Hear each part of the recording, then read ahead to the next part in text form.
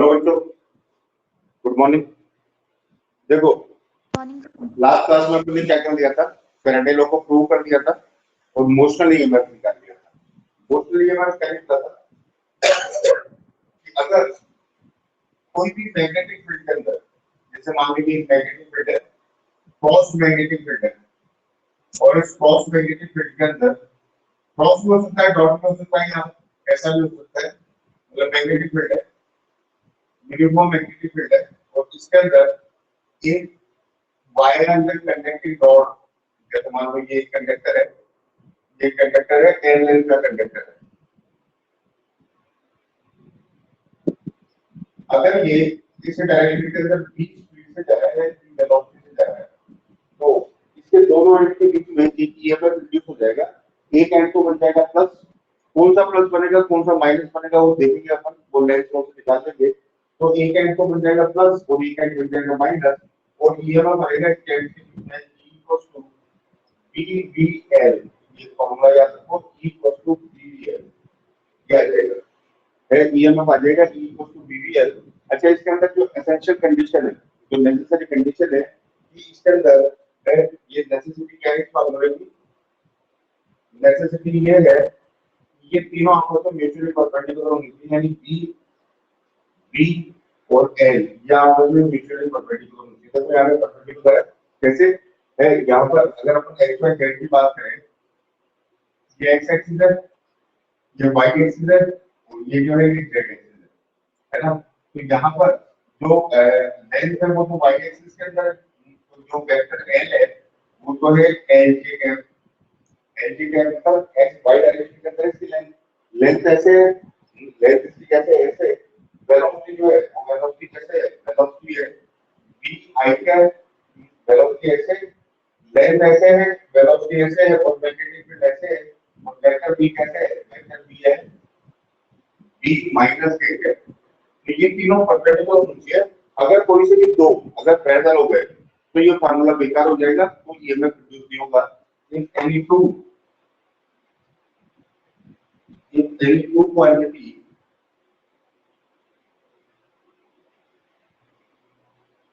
Become parallel, अगर कोई सी भी दो क्वांटिटी पैरेलल होगी, कोई सी भी दो, जैसे चाहे मैग्नेटिक फील्ड और वेलोसिटी हो जाए, चाहे मैग्नेटिक फील्ड और लेंथ हो जाए, चाहे वेलोसिटी और लेंथ हो जाए, कोई सी भी अगर दो क्वांटिटी जो है वो पैरेलल हो गई तो ये फार्मूला बेकार है। और ये ईएमएफ कितना जाएगा, and induce EMF, there is no induce EMF, कोई इंड्यूस ईएमएफ नहीं होगा। ये कितना हो जाएगा, ये हो जाएगा 0। तो ये ध्यान रखना है, यानी ये पर्टिकुलर कंडीशन के अंदर ही लगता है ये formula E equal to VVL।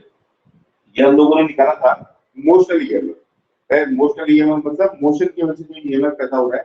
तो कोई भी कंडक्टिंग वायर या कोई भी कंडक्टिंग रॉड है, अगर किसी मैग्नेटिक फील्ड के अंदर चल रहा है, कोई भी कंडक्टिंग रॉड या कोई भी कंडक्टिंग वायर अगर मैग्नेटिक फील्ड में चल रहा है और लाइनों से कट करता हुआ चल रहा है, लाइनों से काटता हुआ चल रहा है ना, तो ये जो है ये ईएमएफ इंड्यूस हो जाएगा उसके एंड के बीच में, और वो ईएमएफ होगा E इक्वल टू VVL। ये याद रखो फार्मूला। अच्छा, इसी फार्मूले को आज हम लोग एक दूसरी तरीके से डिराइव करेंगे, उससे अपने को डायरेक्शन निकालना भी आसान रहेगा। तो देखो, अब हम लोग इसी मोशन ईएमएफ का एक सेकंड अप्रोच ले रहे हैं। सेकंड अप्रोच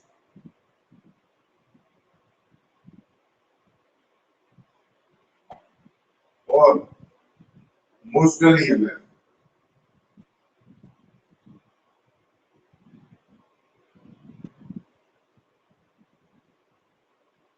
देखो वापस वही मान लेते हैं कि ये जो है ये मैग्नेटिक फील्ड लगा हुआ है ना, ये जो है ये मैग्नेटिक फील्ड लगा हुआ है और क्रॉस मैग्नेटिक फील्ड लगा हुआ है यहाँ पर।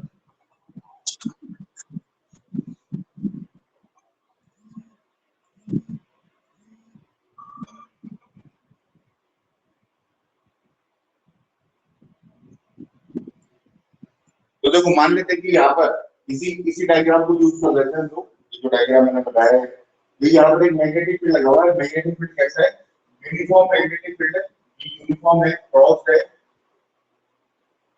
तो ये यूनिफॉर्म मैग्नेटिक फील्ड लगा हुआ मतलब हर जगह एक जैसा है, एक ही डायरेक्शन है, एक ही मैग्नीट्यूड है, और ये लेंथ है इसकी, और ये इस साइड के अंदर जा रहा है।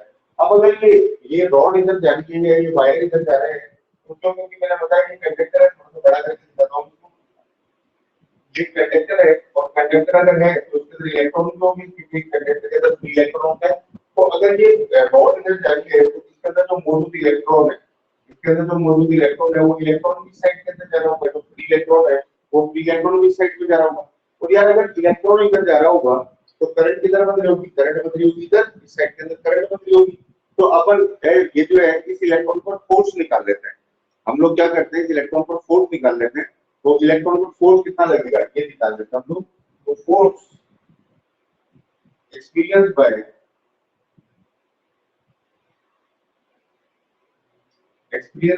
Electron, experience by moving electron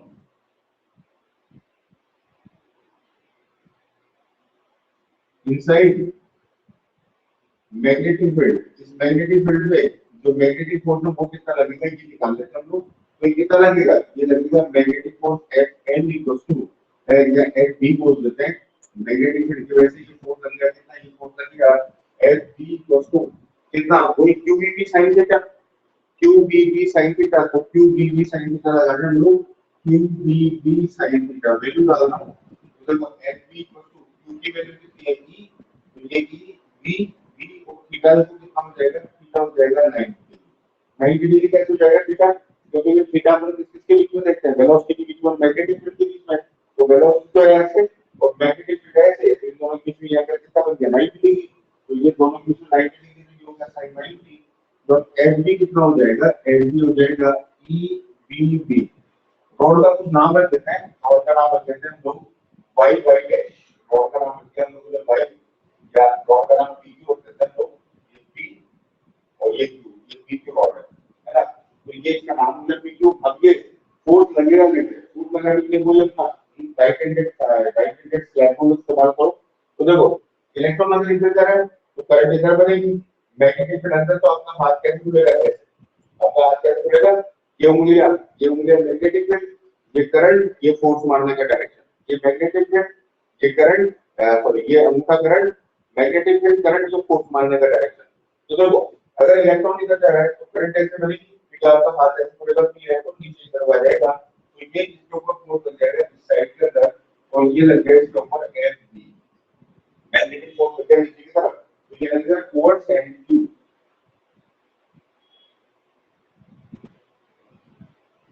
Q and की तरफ ही कह लग जाएगा।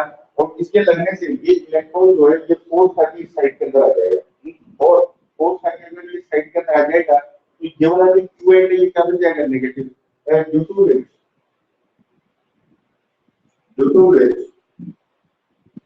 Free electron, free electron move towards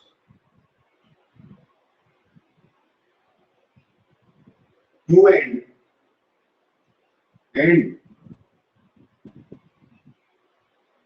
and Q become negative. तो ये नेगेटिव बन जाएगा एंड पी बिकम पॉजिटिव, क्योंकि वहां इलेक्ट्रॉनों की कमी हो जाएगी। तो ये वाला एंड, ये इलेक्ट्रॉन इस साइड के अंदर आ जाएगा और ये वाला एंड तो बन जाएगा नेगेटिव, और ये वाला एंड क्या बन जाएगा, ये वाला एंड बन जाएगा पॉजिटिव। ये एंड नेगेटिव बन गया और ये एंड जो है ये क्या बन गया, पॉजिटिव बन गया। तो देखो इससे तुम्हें ये भी पता चल जाएगा कि कौन सा एंड प्लस बनेगा, कौन सा एंड माइनस बनेगा। तो ये प्लस माइनस निकालने का तरीका। अब मान लो अगर मैं इसके साथ साथ में एक बल्ब जोड़ दूं या कोई रेजिस्टेंस वायर जोड़ दूं, तो अपने को पता चल जाएगा इंड्यूस करंट कैसे बनेगी। तो ये जो है ये ऐसा हुआ। अब ऐसा होते ही यहाँ पर एक इलेक्ट्रिक फील्ड एस्टैब्लिश हो जाएगा, और वो इलेक्ट्रिक फील्ड कितना होगा, वो इलेक्ट्रिक फील्ड ये जो है यहाँ पर अपने को पता है इलेक्ट्रिक फील्ड कितना एस्टैब्लिश होता है, इलेक्ट्रिक फील्ड होता है माइनस से प्लस से माइनस की तरफ। तो यहाँ पर इलेक्ट्रिक फील्ड भी एस्टैब्लिश हो गया, और इलेक्ट्रिक फील्ड हो जाएगा प्लस से माइनस की तरफ। प्लस एंड कौन सा है, प्लस एंड है पी, और माइनस एंड कौन सा है, माइनस एंड है क्यू। तो यहाँ पर इलेक्ट्रिक फील्ड भी एस्टैब्लिश हो जाएगा। क्या डाउन है,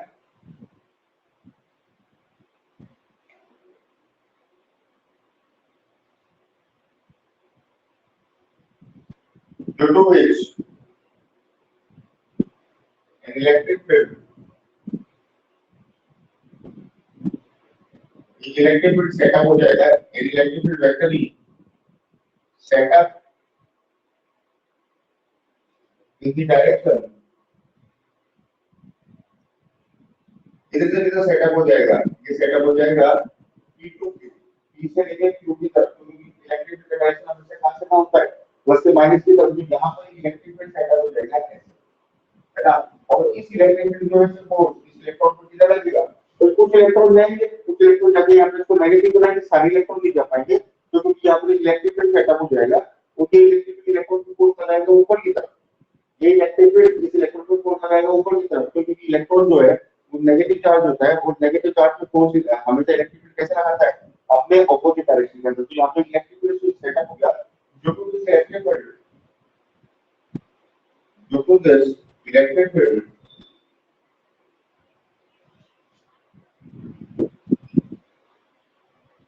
इलेक्ट्रॉन एक्सपीरियंस फोर्स, अब वापस इस इलेक्ट्रिक फील्ड की वजह से फोर्स लगेगा, मैग्नेटिक फील्ड को फोर्स लगाया नीचे की तरफ, और इलेक्ट्रिक फोर्स लगाया ऊपर की तरफ, तो एक इसके ऊपर की तरफ फोर्स लगेगा, और ऊपर की तरफ फोर्स लगेगा, उसको बोलेंगे बस Fe, ये तो नीचे लगा Fb, और ये ऊपर की तरफ लगेगा Fe, राइट। एक्चुअली तो फोर्स दैट इज कितना होगा, वो फोर्स होगा Fe इक्वल टू E, तो ये कितना होगा टुवर्ड्स Nt, ये होगा टुवर्ड्स Nt, क्योंकि हमेशा इलेक्ट्रॉन पर जो फोर्स लगता है ये हमेशा इलेक्ट्रिक फील्ड के अपोजिट डायरेक्शन में लगता है, तो ये लगेगा Pn की तरफ, ये तो लग रहा है Qn की तरफ, ये तो लग रहा है Qn की तरफ, और ये लग रहा है Pn की तरफ, ये लग रहा है Pn की तरफ। मतलब होगा क्या, होगा ये कुछ इलेक्ट्रॉनों को फोर्स लगेगा, कुछ इलेक्ट्रॉन इधर जाएंगे, है ना, और यहाँ पर ये नेगेटिव बनाएंगे, ये प्लस बनाएंगे, तो यहाँ पे इलेक्ट्रिक फील्ड एस्टैब्लिश हो जाएगा, और इलेक्ट्रिक फील्ड एस्टैब्लिश होने की वजह से सारे इलेक्ट्रॉनों का फ्लो नहीं हो पाएगा, ऐसा नहीं कि सारे इलेक्ट्रॉन इधर आ जाएंगे, कुछ इलेक्ट्रॉन जाएंगे, और फिर फर्दर फ्लो इलेक्ट्रॉन का क्या हो जाएगा, रुक जाएगा। तो जिस इलेक्ट्रॉन का फर्दर फ्लो रुक जाएगा, उसके लिए हम लोग क्या कर सकते हैं, इन दोनों को बैलेंस कर सकते हैं। तो इक्वेशन कंडीशन को बोलते हैं इक्वेशन नंबर 1, तो बोलते हैं equation number 2, in equilibrium condition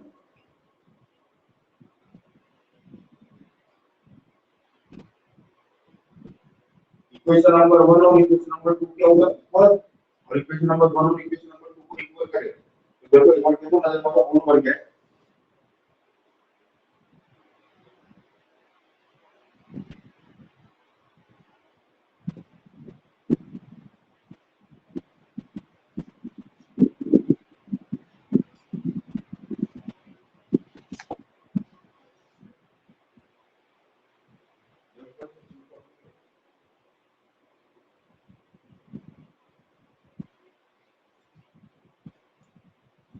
तो देखो क्लियर कर रहा हूं, अब क्या होगा, इक्वेशन नंबर 1 और इक्वेशन नंबर 2 को इक्वेट कर रहे हैं हम लोग,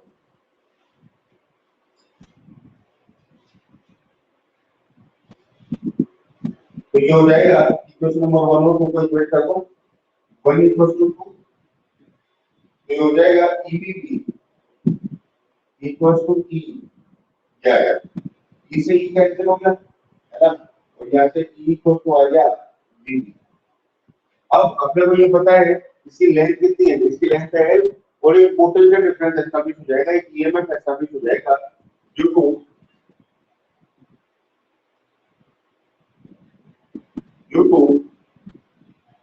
पॉजिटिव एंड B जो है वो पॉजिटिव एंड है, एंड नेगेटिव एंड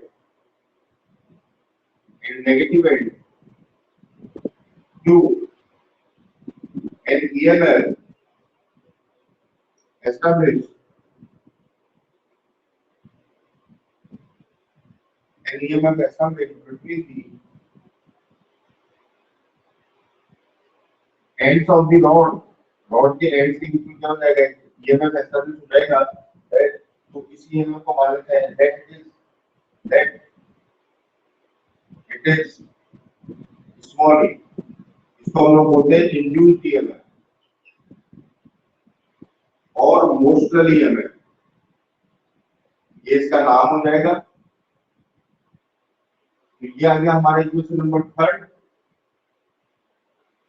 ये E इक्वल टू BB, तो इलेक्ट्रिक फील्ड और पोटेंशियल डिफरेंस को जनरेट होता है, लेंथ इसकी L, तो जैसे हम लोग कैपेसिटर के अंदर लिखते थे E equal to V/D, E equal to V/D, तो यहां पे लेंगे हम लोग force, E equals to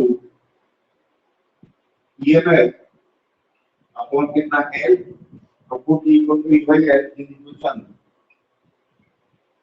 third, इस इक्वेशन थर्ड में रखते ही ये आ जाएगा E by L equals to VB और E equals to आ जाएगा VBL, ये आ जाएगा, ये VB चलेगा, ये आ जाएगा VBL या इसको अपन VBL, तो ये इंड्यूस्ड ईएमएफ का एक और अप्रोच ऐसे भी निकाल सकते हैं, इस तरह से भी निकल सकता है इंड्यूस्ड ईएमएफ।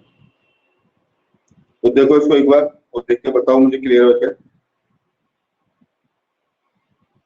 तो इसका मतलब कोई भी रॉड अगर मैग्नेटिक फील्ड के अंदर चलेगी तो उस पर इंड्यूस्ड ईएमएफ आ जाएगा और उस इंड्यूस्ड ईएमएफ की वैल्यू कितनी होगी, बीवीएल। ये दो अप्रोच से कर दिया मैंने, एक तो फैराडे लॉ को प्रूव करते हुए, है ना, किसी रॉड को दो रेल्स के ऊपर सरकाते हुए, जो कि कल किया था, और एक जो है ये हम लोगों ने कर दिया ऐसे कि अगर एक रॉड को चलाए हम लोग तो इलेक्ट्रॉन की शिफ्टिंग कैसे होगी, उससे भी हम लोगों ने इसको निकाल दिया और दोनों से सेम फॉर्मूला निकला है E equal to BVL.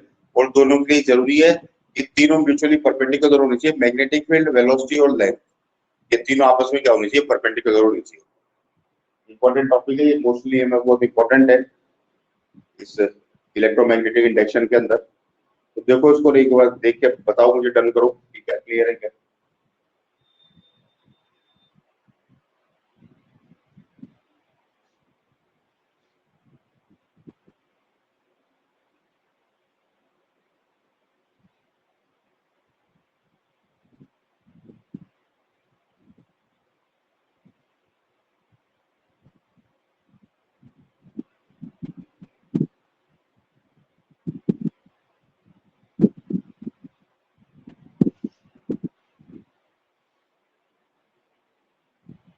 Clear है बच्चों।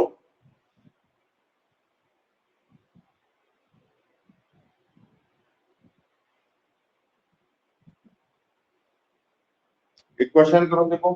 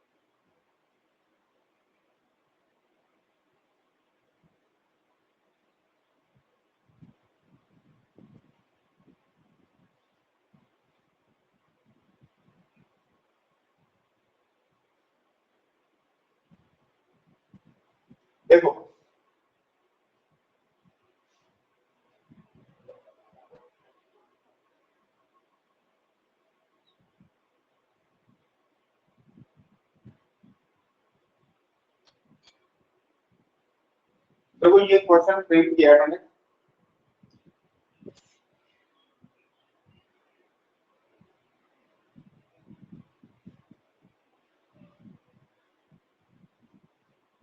ये कंडक्टिंग वायर है, कंडक्टिंग वायर पीक्यू, ये कंडक्टिंग वायर पीक्यू है, और ये पीक्यू जो कंडक्टिंग वायर है ये है, इसका रेजिस्टेंस 2 ओम है, इसका रेजिस्टेंस 2 ओम, पीक्यू वायर की लेंथ जो है 4 मीटर है, और ये 10 मीटर पर सेकंड से इधर चल रहा है, ये 10 मीटर पर सेकंड से इधर चल रहा है ना। अब ये इधर चल रहा है, अच्छा यहाँ पे इसके साथ में 2 और रेजिस्टेंस जुड़ा है, ये 5 रेजिस्टेंस जुड़े हुए हैं, लेकिन ये रेजिस्टेंस बहुत दूर है ना, ये जो रेजिस्टेंस है ये बहुत दूर है, मतलब ये मैग्नेटिक फील्ड में नहीं घुसेंगे, ये काफी दूर है, ये मैग्नेटिक फील्ड में एंटर नहीं करेगा, मतलब इनफिनिटली दूर है, काफी दूर है डिस्टेंस, है ना। और ये जो ये 5 रेजिस्टेंस को होल्ड लगे हैं इसके साथ में। अब क्या होगा, ये समझ लो कि ये जो 5 रेजिस्टेंस है ये हमेशा मैग्नेटिक फील्ड से बाहर रहेंगे, ये मैग्नेटिक फील्ड में एंटर नहीं करेंगे, या फिर इसको जो है इसको ये हम लोगों ने बाहर की तरफ रखा है इसको ना, ये मैग्नेटिक फील्ड में एंटर नहीं करेंगे, ये ध्यान रखना आपको। अब क्या है कि ये जो है इसको कहते हैं, तुम ऐसे ले लो, परपेंडिकुलर ले लो इससे, तो ये मैग्नेटिक फील्ड में एंटर करेगी तो उनको फर्क नहीं पड़ेगा। अब ये रॉड जो है ये इसके अंदर इस मैग्नेटिक फील्ड में एंटर करेगी 10 मीटर पर सेकंड, और फिर इसके अंदर चलती रहेगी। तो अगर हम लोग ये बोले कि वायर P2, और इसका नाम रख देते हैं अपन ABCD, A B C D, एक wire P2 enter inside the magnetic field with the according to situation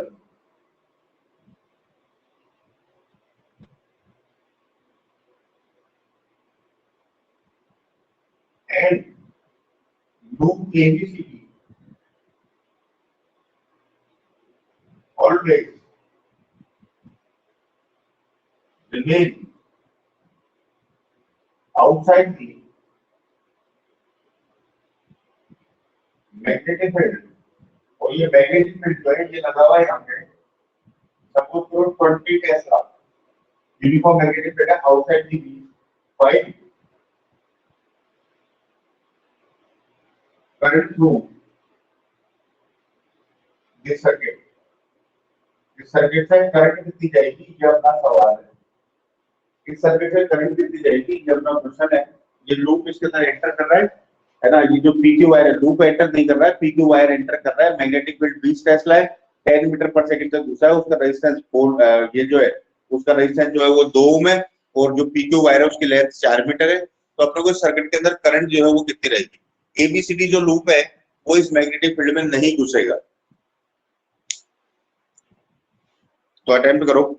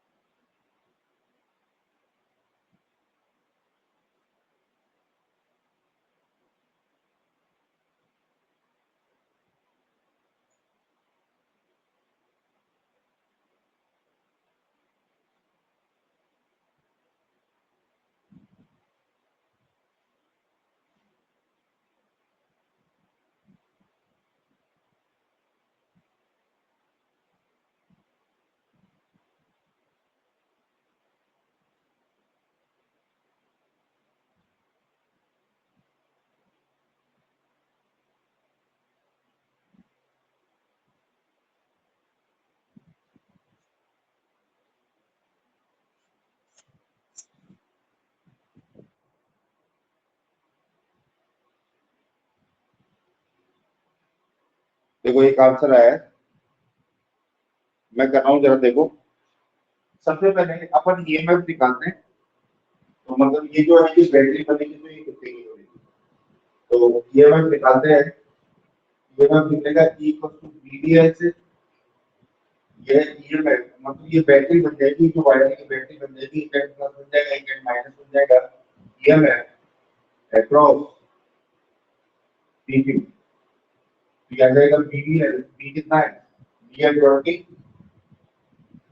velocity कितनी है, वेलोसिटी है 10, और लेंथ कितनी है इसकी, लेंथ इसकी 4, तो आ जाएगा कितना, आ जाएगा 800 वोल्ट की बैटरी बनेगी, है ना, 800 वोल्ट की बैटरी बनेगी।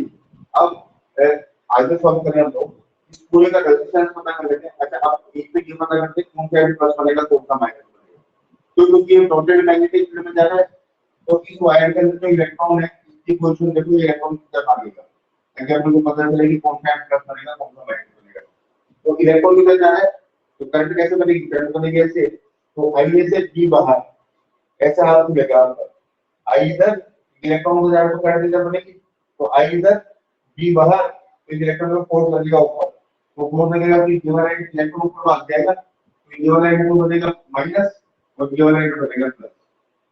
और ये बैटरी है, बैटरी से करंट मुझे कैसे निकलती है, प्लस से, तो बैटरी से करंट ऐसे निकलेगी, ये आई ऐसे निकलेगी, और फिर इस लूप से घूमती हुई ये आई इसमें ऐसे घुसेगी, समझ गए, है ना, ये इसको तो जाना नहीं है अंदर। अब ये इसको अगर अपन नजर मारे तो एबीसीडी जो है ये ब्रिटिशटोन ब्रिज है ना, एबीसीडी इज ए ब्रिटिशटोन ब्रिज, और बैलेंस हो रहा है, ये जो है ये ब्रिटिशटोन ब्रिज है, और ये बैलेंस हो रहा है, क्यों, क्योंकि P by Q equal to R by S है, P by Q equal to R by S, P by Q equal to R by S से बैलेंस है, यानी 1/2 इक्वल टू 1/2, और ये बैलेंस है, फॉर्म कर रहा है, ये तो पैरेलल कॉम्बिनेशन है ना। अच्छा ये तो अच्छा ये तो मैंने जोड़ा ही गलत जगह, ये मैं बी और डी पे जोड़ना चाह रहा था, मैं बी और डी पे कनेक्ट करना चाह रहा था, और ये मैंने इसको ए और सी पे कर दिया, सही है, पैरेलल कॉम्बिनेशन है, मतलब मेरे दिमाग में ये था कि मैंने बी और डी पे कनेक्ट किया है इसको, मतलब मैं इसको ब्रिटिशटोन ब्रिज बनाना चाह रहा था, कनेक्ट मैंने कर दिया इसको ए और सी पर, बी और डी पे कनेक्ट करना चाहिए था। तो देखो ये तो पैरेलल कॉम्बिनेशन है, ये ब्रिटिशटोन ब्रिज नहीं है, मतलब ब्रिटिशटोन ब्रिज भी हो सकता था, मैं इसको एक्चुअली वही क्वेश्चन देना चाह रहा था, मैं इसको यहाँ कनेक्ट करना चाह रहा था, इसको यहाँ कनेक्ट करना चाह रहा था, लेकिन वो मैंने करवा दिया। तो ये जो है इसका रेजिस्टेंस कितना आएगा, इसका रेजिस्टेंस देखो, ये 1 और 1 2, ये 4 और ये 2 और 2 4, तो टोटल रेजिस्टेंस कितना हो जाएगा, total resistance of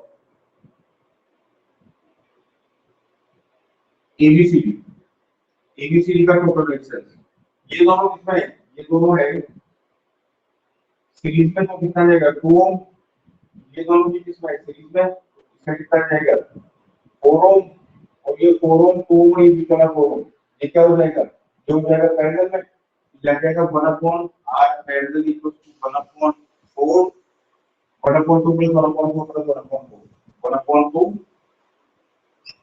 plus 1/4 plus 1/4, तो ये कितना हो जाएगा, ये आ जाएगा 1 ओम, और आरपीटी कितना आ जाएगा, आरपीटी आ जाएगा 1 ओम, उल्टा कर दो, ये रेजिस्टेंस आ गया, आरपी आएगा 1 ओम। अच्छा दो कितना है, तो टोटल रेजिस्टेंस कितना है, ये 2 P2 है, तो टोटल रेजिस्टेंस आ गया, टोटल रेजिस्टेंस ऑफ सर्किट,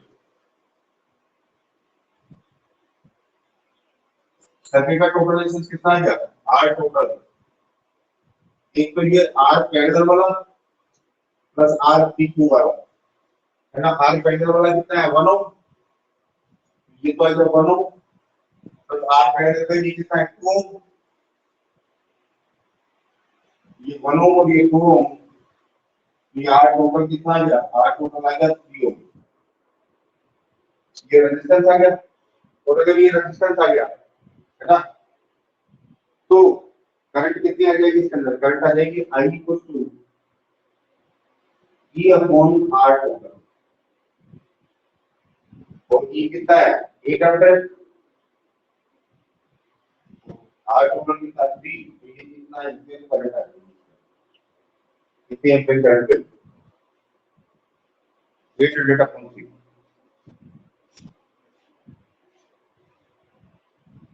तो बताओ क्लियर है क्या ये?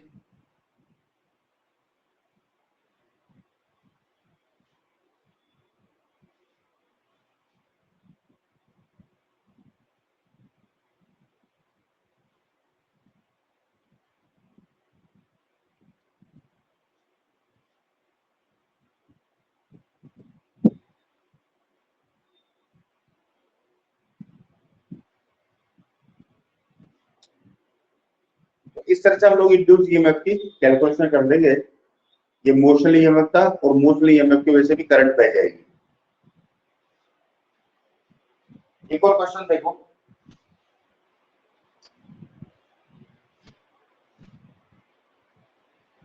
हटा रहा हूं मैं इसको।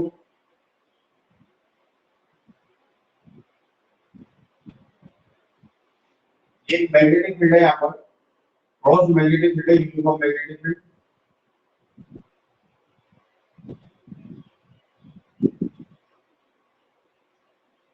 और यहाँ लगा हुआ है ऐसे ही,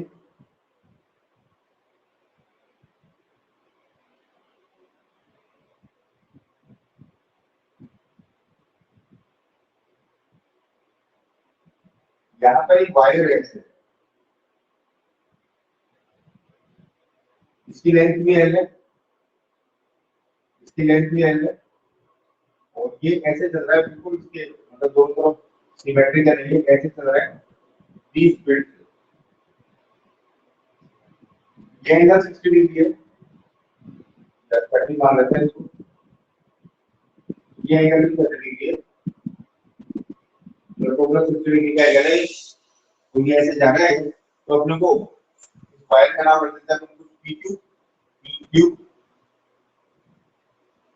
है ना। और इस पॉइंट का नाम रख देते हैं अपन O। अपने को P और Q के बीच में इंड्यूस्ड ईएमएफ निकालना है। Find induced EMF across P and Q। करो अटेंड। अरे ऐसा है वायर, ऐसे ऐसे वी शेप का वायर है, ऐसे है।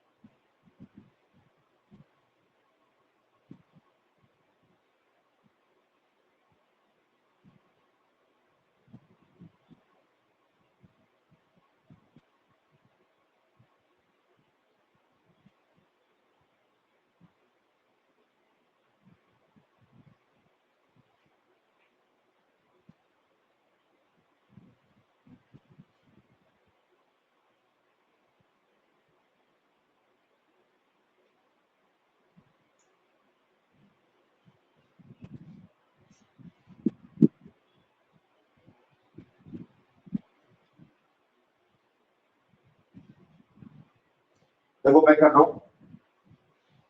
अब क्या है कि ये वायर है टेढ़ा, वायर टेढ़ा तो अपन इसके दो कंपोनेंट कर लेते हैं। ये इधर जा रहा है, जिसको अपन एक्स एक्सिस मान लेते हैं, इसको हम लोग वाई एक्सिस मान लेते हैं। ये एक्स एक्सिस हो गई, ये वाई एक्सिस हो गई, है ना। तो इसे L का इधर कंपोनेंट कितना आएगा, L cos थीटा। इसे L का इधर कंपोनेंट कितना आएगा, L cos थीटा 30 डिग्री, और इधर इसका भी आएगा L cos 30 डिग्री, और इसका इधर कितना आएगा, L sin 30 डिग्री। तो यहां से लीजिए, यहां तक हो जाएगा L sin 30 डिग्री, और ये भी हो जाएगा L sin 30 डिग्री। अब कंपोनेंट का लेंथ ये L cos 30 और L cos 30 ये तो बर्बाद है ना, ये तो कुछ काम के नहीं थे, ये तो पैरेलल हो गए वेलोसिटी, है ना। Component L cos 30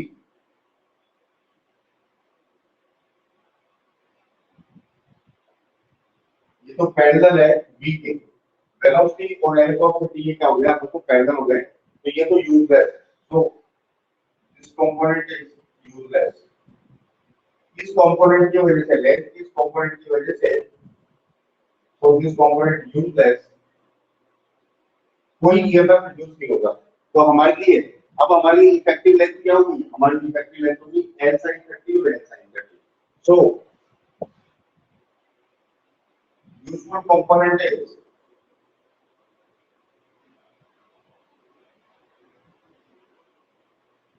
of wire is L sin 30 plus L sin 30, क्योंकि अब हमारी जो आर की लेंथ है वो ये होगी L sin 30 ऊपर L sin 30 नीचे, है ना। तो ये कितनी होगी, 2L sin 30, है ना। अब हम लोग लगा देते हैं कि ये परपेंडिकुलर आ गई ना, बिकॉज L sin 30 जो है ये परपेंडिकुलर है, बिकॉज 2L sin 30 ये परपेंडिकुलर है, वेलोसिटी की भी परपेंडिकुलर है मैग्नेटिक फील्ड की। मैंने बताया था कि अगर लेंथ वेलोसिटी और मैग्नेटिक फील्ड परपेंडिकुलर है तो ये हम लगेगा, तो ई अगर जो ई इक्वल्स टू बीबीएल, तो बी तो है, बी है एल के काम है ना, आपको 2L sin थीटा, तो थीटा कितना है 30 डिग्री, है ना, 30 है।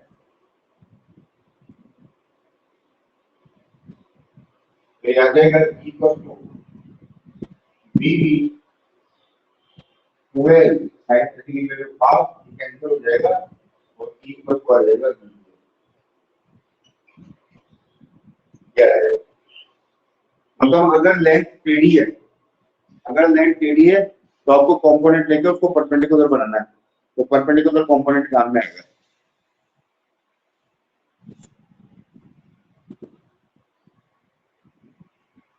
समझ गए?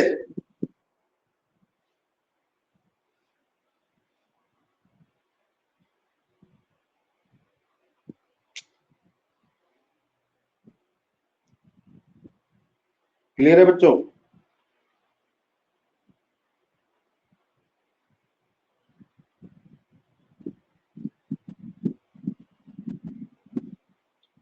तो ये देखो मोशन ईएमएफ का एक और थोड़ा सा विजुअलाइज कर दिया हम लोगों ने।